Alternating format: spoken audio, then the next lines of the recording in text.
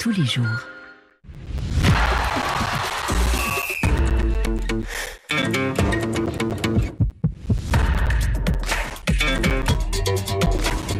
Radio Foot International, Annie Gasnier. Bonjour et merci d'être au rendez-vous de Radio Foot International le jour d'après.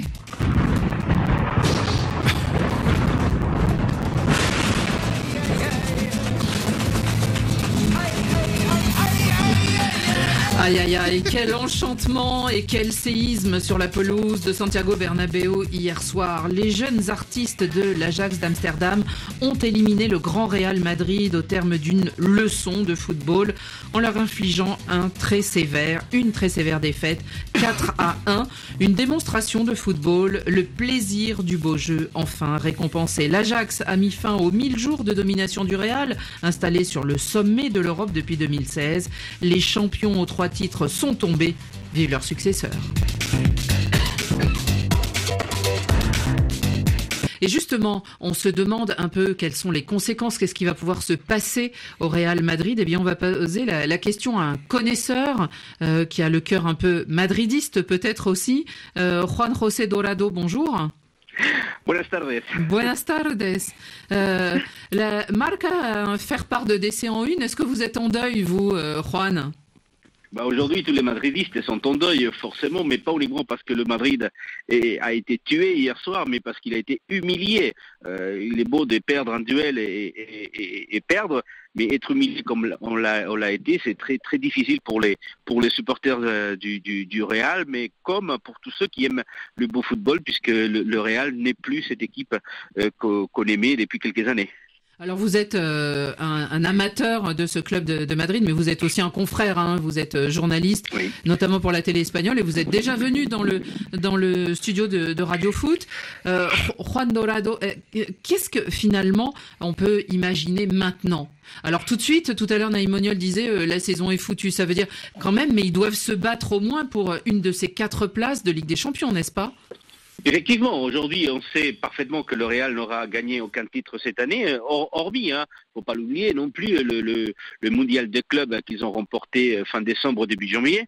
Mais c'est vrai qu'aujourd'hui, tout ce qui leur reste, c'est, pour sauver cette saison, c'est gagner l'une des 3 places derrière le Barça, puisqu'il est certain qu'à 12 points du Barça, la Liga est aussi perdue. Mais puis après, le Real fera ce qu'il sait faire de mieux avec Florentino Pérez, que ce soit lors de son premier passage en tant que président que lors de ce 12e passage, c'est-à-dire renverser tout et faire venir un grand entraîneur.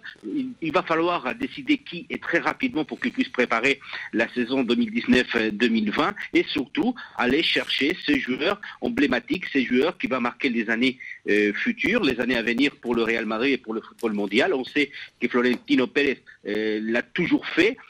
C'était avec Zidane, c'était avec Ronaldo. Forcément, aujourd'hui, du côté du Real, on cherche l'entraîneur. Il y a déjà un certain nombre de messieurs qui sont sur le point de mire du Real Madrid, mais ils cherchent aussi un grand nom du football. Et forcément, les regards se tournent vers Paris et Neymar et Mbappé. Pourquoi pas l'un des deux à Madrid? Florentino Pérez, pour qui on demande la démission du côté d'un certain nombre de supporters, a besoin de sortir son chéquier, et quand ça va mal au Madrid, on sait que Florentino Pérez, qui est avant tout un entrepreneur, sait sortir son chéquier. Chérif, vous avez une question ? Non, c'est plutôt un paramètre important parce que là, il va falloir viser les 3 premières places, mais il faut rappeler quand même que la force du Real Madrid, c'était qu'en deuxième partie de saison, à partir de février, ils étaient absolument intouchables parce qu'ils avaient un physique absolument extraordinaire. Là, quand on voit l'état de l'effectif, de l'équipe type, ça vole pas haut, et quand on regarde les 2 blessés, Vasquez et Vinicius, c'est eux qui apportaient vraiment de la vitesse, qui faisaient bouger un peu les lignes, entre guillemets. Donc là, ils sont partis. Bon, a priori, c'est bon parce qu'ils ont suffisamment d'avance, mais il va falloir quand même cravacher pour gagner le podium. Oui, et puis, sur ce sujet, vous savez que à un moment donné, quand Lopetegui a été débarqué, on a mis Solari, mais à un moment donné, on parlait d'un tandem à la tête du Real Madrid. C'était Solari et Antonio Pintus, le préparateur physique qui est arrivé à Madrid de la main de Zinedine Zidane. Aujourd'hui, forcément, on n'en parle pas de lui, mais beaucoup des gens commencent à regarder du côté d'Antonio Pintus pour savoir pourquoi effectivement le Real est arrivé dans un état de méforme pas normal pour une équipe qui prétendait gagner effectivement la Champions League. Vous avez fait référence tout à l'heure, la défaite d'hier humiliante n'est en fait que la somme des plusieurs défaites avant, notamment celle des Girondins et les 2 défaites face à Barcelone au Santiago Bernabéu. Et donc effectivement ce Real qu'on voit qui manque d'énergie. Donc il n'y a pas uniquement que l'entraîneur qui est sur la sellette, mais aussi une partie du staff et notamment Antonio Pintus, encore une fois, qui était arrivé à Madrid du côté de Zinedine Zidane. Naïm. Alors moi, dans le prolongement de ce que vous dites, est-ce que Florentino Pérez également est en danger pour le renouvellement de son mandat? Parce qu'il y a le dossier Ronaldo, le dossier Zidane, les résultats, l'arrivée et le départ de Lopetegui qui ont plombé le foot espagnol au mondial, le maintien de Gareth Bale dans l'effectif alors que Zidane voulait le dégager, on voit ce que ça donne aujourd'hui. Est-ce que Florentino Pérez aujourd'hui, moi j'estime qu'avec hier il a mis la tête sur le bio. Est-ce que c'est votre avis en Espagne? Alors, il faut faire attention à ce qu'on dit à ce niveau-là, parce que c'est vrai que Florentino Pérez est élu par les socios du Real Madrid, mais ce n'est qu'une partie des socios qui veulent sa tête. Et il faut savoir aussi que les statuts du Real Madrid ont changé il y a quelques années de la main de Florentino Pérez. Aujourd'hui, être président ou candidat à président du Real Madrid, c'est extrêmement compliqué, parce que Florentino Pérez s'en est chargé, c'est-à-dire aujourd'hui, vous devez avaler avec vos deniers propres votre candidature à la tête du Real Madrid, ce qui fait qu'aujourd'hui, il y a très peu de personnes capables économiquement de pouvoir prétendre à la tête du Real Madrid. Il y a la partie socios, forcément, mais il y a une partie statutaire qui fait que remplacer Florentino Pérez aujourd'hui serait très coûteux pour celui qui serait candidat, parce qu'encore une fois, il doit avaler une grosse partie de son budget avec ses deniers propres, ce qui n'est pas du tout évident aujourd'hui du côté de Madrid. Mais c'est vrai que le regard se porte vers Florentino Pérez. Encore une fois, c'est un entrepreneur. C'est Florentino Pérez qui disait il y a quelques années « Je préfère payer pour faire venir des joueurs qu'augmenter les salaires de mes stars ».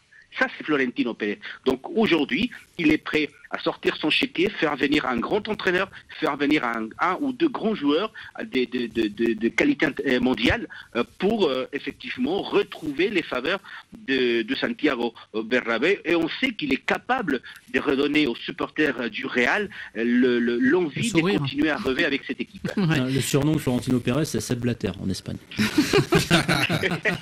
Eric, vous avez une petite question encore? Oui, José, pour revenir sur le terrain véritablement, après cette catastrophe, cette multiplication de catastrophes, comment vont pouvoir se relever les joueurs, l'équipe? Est-ce qu'elle a les moyens de se relever véritablement? Est-ce qu'il n'y a pas un risque d'effondrement les semaines à venir?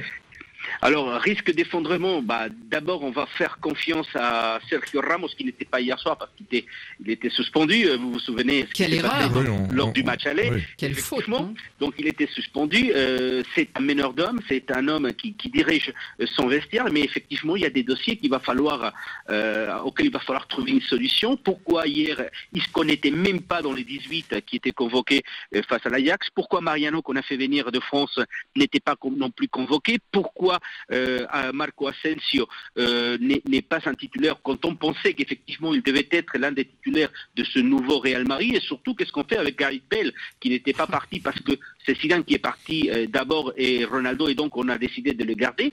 Mais effectivement, aujourd'hui, le risque est de voir des joueurs comme Isco, Gareth Bale ou encore Marco Asensio faire défection à ce Real Madrid. Donc ça sera aux autres, même si cette équipe est fatiguée. On l'a constaté hier, notamment avec Toni Kroos, qui était pas du tout en forme, même si c'est l'un des 3 joueurs qui ont réussi à courir plus de 10 km lors de ces matchs. Tous les autres joueurs du Real ont fait moins des 10 km. Donc imaginez quel est l'état des formes. 10 km après l'adversaire, c'est très fatigant. Oui. Donc il va falloir faire confiance à Sergio Ramos et aux joueurs qui sont encore capables de tirer de ce Real Madrid, et notamment Modric, puisqu'il y a quelque chose qui est quand même assez étonnant. Vous avez un Real Madrid qu'il y a quelques semaines vous disait, écoutez, voyez-vous cette équipe, une équipe qui a 8 candidats au Ballon d'Or. Aujourd'hui, cette équipe est à la ramasse. C'est la réalité. Ah oui. Eh ben, on va s'arrêter là-dessus, malheureusement. Merci beaucoup, Juan José Dorado, d'avoir été en direct avec nous pour nous parler si bien des conséquences qu'il peut y avoir pour le Real Madrid. Et on suivra ça, bien sûr, à la loupe. À très bientôt dans notre studio, peut-être. Hasta prontito. Gracias.